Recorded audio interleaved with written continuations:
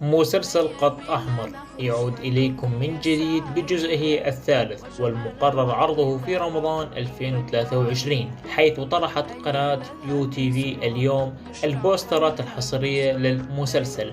واكتشفنا من خلال هذه البوسترات الشخصيات الرسمية اللي راح تشارك بالمسلسل، وهي كل من أحمد وحيد وزهور علاء وبيداء رشيد وحسن حنتوش ورشا رعد ورفا النشمي وطلال هادي وفوزية حسن ونور محمد تقي وغيرهم من الفنانين.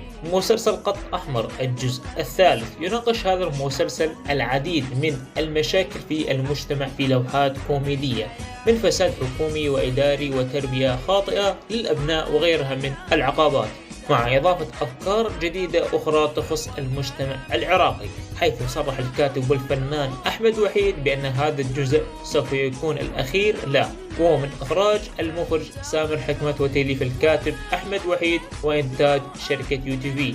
وإن شاء الله الإعلان الرسمي للمسلسل ينزل هذا الأسبوع. وإذا حابين تعرفون تفاصيل أكثر تابعونا على حساباتنا الشخصية على مواقع التواصل الاجتماعي، واللي راح تلقون روابطها موجودات بالوصف ومثبتات بأول تعليق.